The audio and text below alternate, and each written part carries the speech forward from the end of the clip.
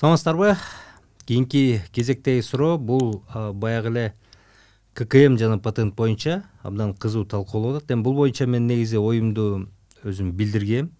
Ал оюм көп жерге тарап кетти, бирок ошондо дагы мага баягы каршы ой пикир жазып, керек болсо ошол жердеги айрым жана митингге чыгып аткан айымдар дагы ошоки Карыпбеков акмак эчтеке түшүнбөйт деп дагы айткандар бар экен. Ал дагы келди, аны дагы көрдүм. Анан бир эле ошоекиге кичинекей эле кыстырма айтып кетейин, эми улам айта бергенде болбойт. Ал суроо боюнча мен жана айткандай эле, эгерде бийликтин айрым бир демилгелерин туура деп колдосом, мен кошоматчу болуп жатып калам.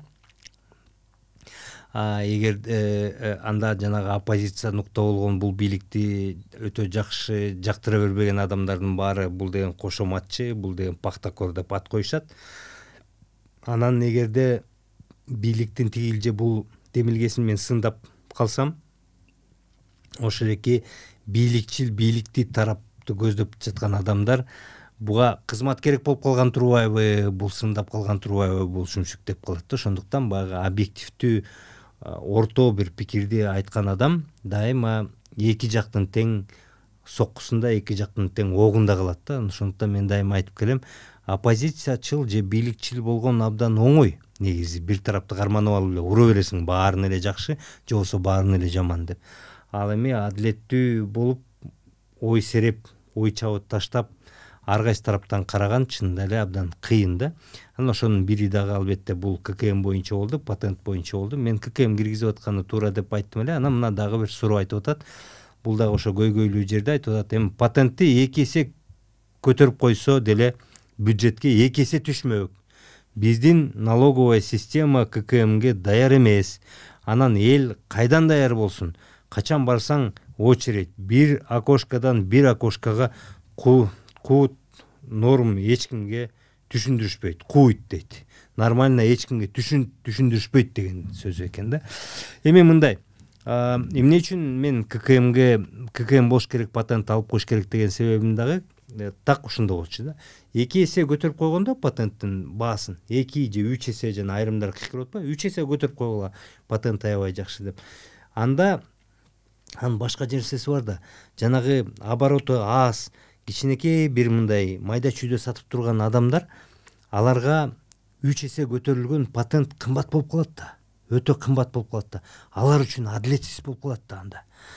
Тигил 3 эсе көтөргөндө жанагы иши, соодасы жакшы жүрүп аткан адамдарга бул жакшы, балким. Ал эми соодасы болбой жаткан адамдарга кайра эле кымбат болуп калат да, адилеттүү болбой калат. Ошондуктан дүйнө жүзүндө ККМ бар. Дүйнө жүзүндө ар бир саткан сайын басып, анан ошондо ким канча көп төлөсө, ошоки көбүрөөк акча салык төлөйт.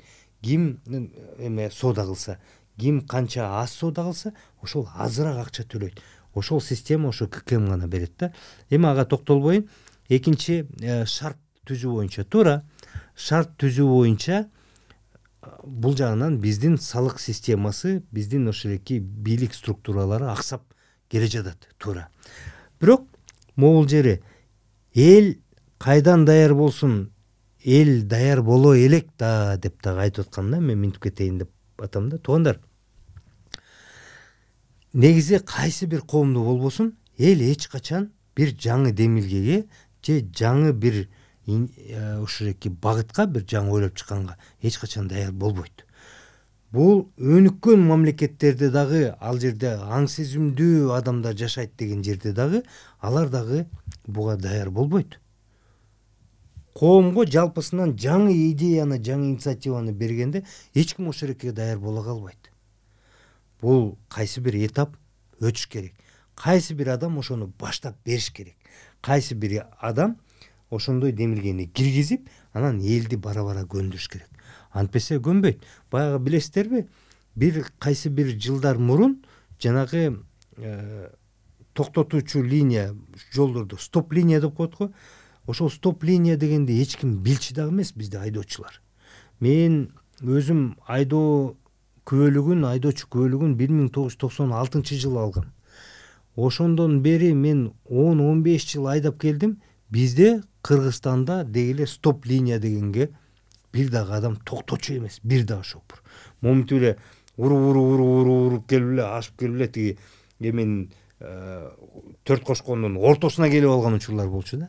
Анан мен ошондо Казакстан менен Өзбекстанга барып калганда ошону таң калчумун. Ошол стоп линиядан, токтоо линиясынан 2 метр алыс турсам мен ошо таң калчумун да. Мен ойлочумун, неге казактар ушу биздей эле, эмнеге алар ушундай тартиптүү, а биз тартипсизбиз. Эмнеге биздин көчөгө келсең эле момундай башаламандык, алардыкына келсең эле бүт баары мынтип зыңгыят.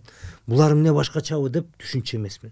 Көрсөк кептин баары эле биз баарыбыз көнүп калдык го. Азыр Бишкекте баардыгы эле стоп линияга барып 50 сантиметр, 1 сантиметр, 1,5 метр токтотушпайбы? 1 метр, 1,5 метр. Себеби жөн эле.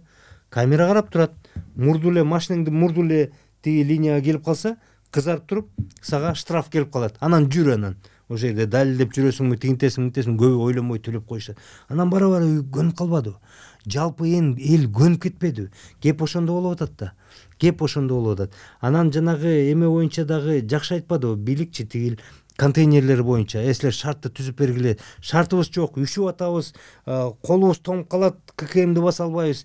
Мен эт кесем, колум кан, ККМди баса албайм деген шылтоолорду айтып атпайбы, мисалычы.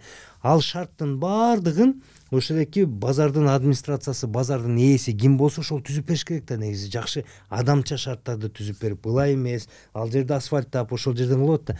Бул жагынан мен мисалы бийликти толугу менен колдоп келем. Эгерде сойкулар боюнча алардын кылган иш-аракетин мен мындай жалпысынан натыйжа бербейт, бул менен башкача системдүү күрөшүш керек деп айтсам, могу ККМ салык боюнча мен туура эле деп ойлойм. Себеп дегенде салык бул ошол эки биздин мамлекетибиздин эң негизги жан булагы да, жашоо булагы. Эгер ошо салык көбүрөөк болсо, мамлекет жакшы болсо, салык азыраак түшсө, мамлекетти ушинтип эле курап жүрө беребиз. Ошондуктан мен молекил эл көнөлөк көнбөйт, буга даяр эмес дегенге мен макул эмесмин. Элди көндүрсө болот. Мен дайыма айтып келем. Аюуну велосипед тепкенди үйрөтүп аткандан кийин адам баласы баардык нерсени үйрөнө алат, баардык нерсеге көнө алат, баардык нерсени эптештирип, ыкташтырып алат. Адам баласынан эмне кыргыздар айырмаланып турабызбы? Кыргыздар деле таккана ошондой. Биздин азыр карасаңыздар, эгерде IT багытында карасаңыздар, кыргыз балдар сонун нерселерди кылып атышпайбы? Туризм багытында кандай өнүгүп баратабыз, мисалычы, бара-бара ошол экилерди түшүрүп. IT, могул мисалы, биз подкастты кылып, моларды тартканда дагы жаш балдар тартып отурган, азыр мону монтаждап отурган дагы жап-жаш балдар. Үйрөнүп алып эле, сонун эле кылып атпайбы? Бүт баарын кылса болот. Буюрса биз дагы ошол экинин баарын кылабыз. Анан эл даяр эмес, биз ага даяр эмеспиз, ой дей берген туура эмес. Аракет кыла бериш керек. ККМди дагы аракет кылып сөзсүз түрдө киргизиш керек деген ойдомун. Рахмат.